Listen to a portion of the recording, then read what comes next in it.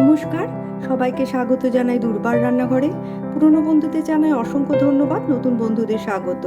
আমি তৈরি করে ফেললাম বিউলির ডাল। এটা যদি আপনারা দেখেন এবং আপনাদের ভালো লাগে তাহলে লাইক, কমেন্ট ও শেয়ার করবেন। নতুন নতুন নোটিফিকেশনের জন্য অতি অবশ্যই সাবস্ক্রাইব করবেন। সবাই ভালো থাকবেন, সুস্থ থাকবেন। ধন্যবাদ।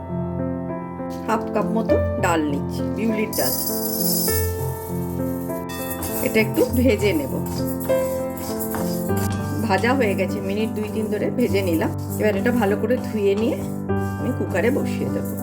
ভালো করে ধুয়ে নিয়েছি, এটা কুকারে বসিয়ে দেবো। মধ্যে পরিমাণ মতো নুন দিয়ে দেবো।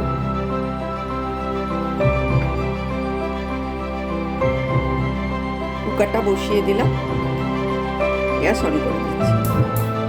দিয়ে দিলাম আদা,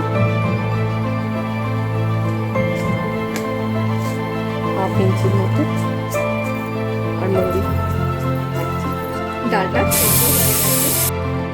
এখানে কড়াই বসিয়ে একটু সর্ষের তেল, 3-4টে শুকনো লঙ্কা দিয়ে দিলাম, ফোড়ন আর মৌরি। গ্যাস বন্ধ করে ডালটা ঢালছি, নাইলে আমার চারিদিকে ছিটিয়ে যায়। পরে আবার গ্যাসটা অন করে। আর আদা মৌরি পেস্ট করে রেখেছি, এবার এর মধ্যে আমি দিয়ে দেবো একটা আদা মৌরি বাটা। হয়ে গেল বিউলির ডাল। এই গরমে ভীষণ ভালো একটা খাবার। আমি গ্যাসটা আপনারা এইভাবে বানিয়ে। নমস্কার, সবাইকে স্বাগত জানাই দুর্বার রান্নাঘরে। পুরনো বন্ধুদের জানাই অসংখ্য ধন্যবাদ, নতুন বন্ধুদের স্বাগত।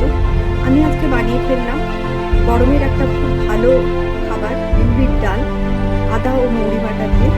অনেকেই হয়তো জানেন, আবার অনেকে নতুন যারা আপনি তারা হয়তো জানেন না, তাই বানিয়ে ফেললাম। আশা করব ভিডিওটা দেখবেন এবং করবেন।